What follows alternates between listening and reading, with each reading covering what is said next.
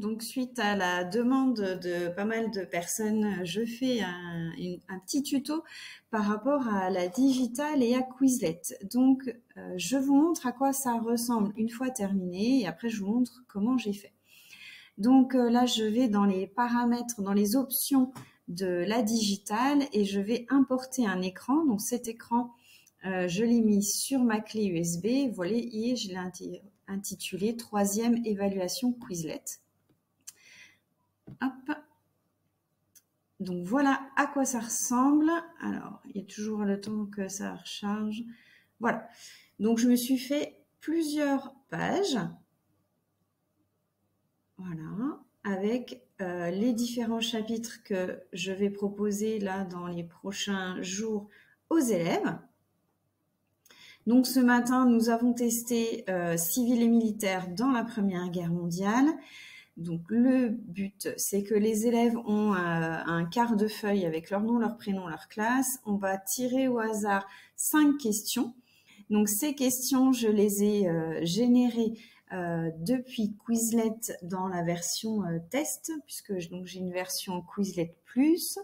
Et comme ça, en fait, je suis sûre que ça vient vraiment de ce qu'ils ont à réviser dans Quizlet, parce que des fois, on a l'impression que, enfin, en tout cas, moi, j'ai l'impression de leur poser des questions qui viennent de Quizlet. En fait, ça vient juste de ma tête.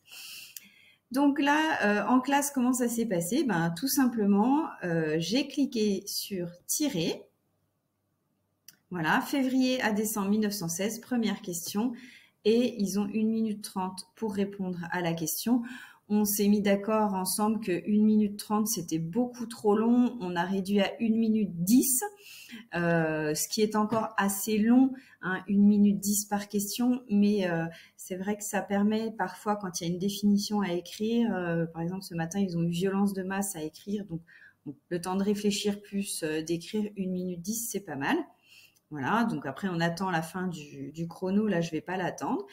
Et puis après, hop, on tire la prochaine question. Ben voilà, définition, violence de masse. C'est le hasard.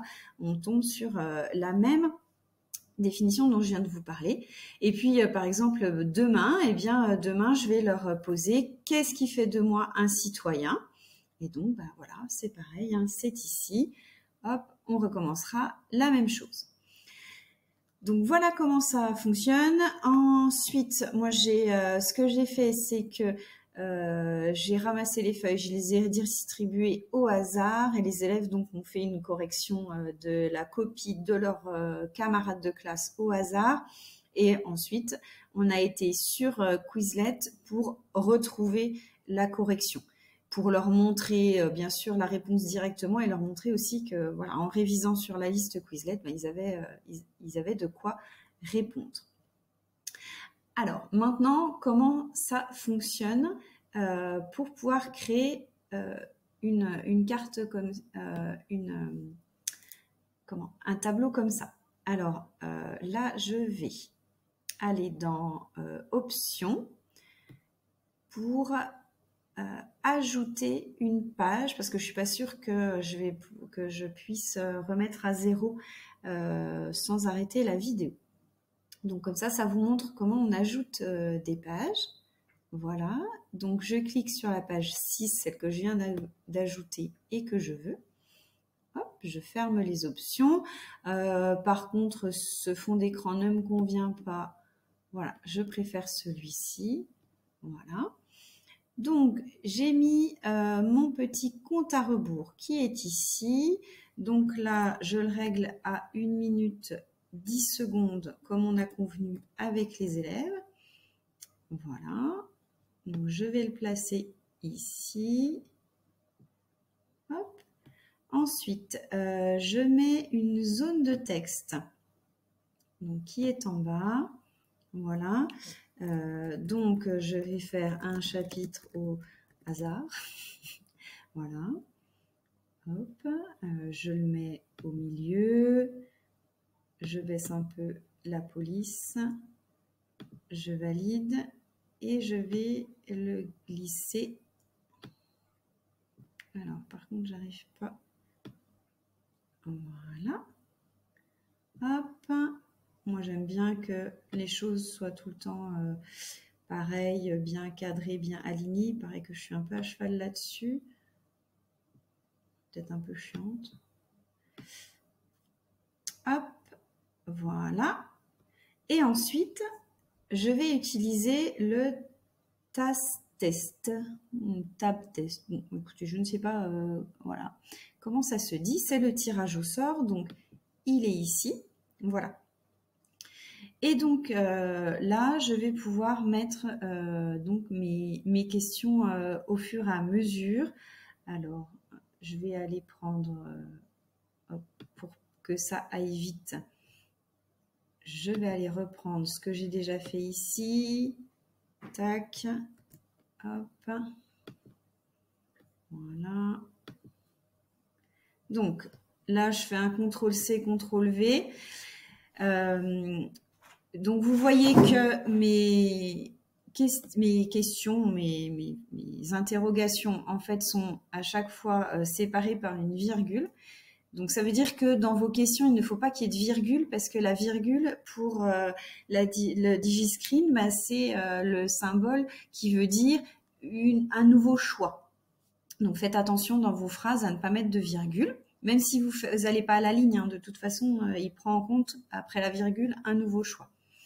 Donc, vous voyez les différentes questions hein, que j'ai mises. Alors, moi, pour moi, je les ai mises à la ligne, mais vous pouvez mettre à la suite. Et puis ici, supprimer l'item de la liste après le tirage. Donc, moi, j'ai mis oui pour être sûr de ne pas retomber sur la même proposition une fois qu'elle a déjà été donnée. Je valide. Voilà. Et puis là, je vais aller... hop. Alors, celui-là, c'était le test. C'était pas bon. Donc, je le supprime. Voilà. Et là, je vais aller le dimensionner selon ce que je veux. On n'a pas énormément de possibilités. Hein. On ne peut pas changer la police d'écriture, etc. Hein. Mais voilà. C'est assez facile à faire. On peut tester. Vous voyez, ça n'a pas mis beaucoup de temps à se faire.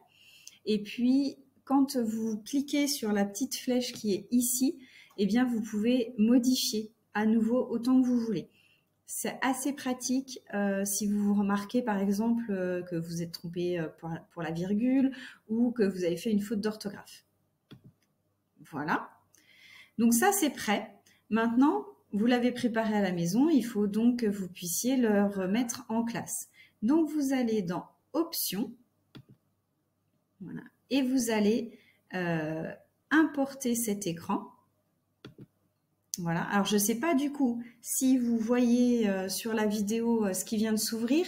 En tout cas, j'ai là mon écran de bureau avec les différents espaces de stockage. Donc, moi, je mets sur ma clé USB.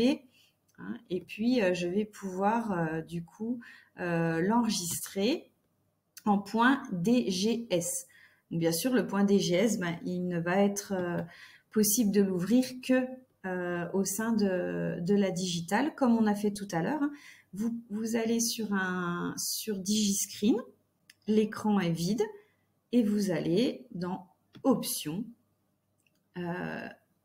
Pardon, j'ai mis importer cet écran, non, c'est exporter cet écran, excusez-moi. Voilà.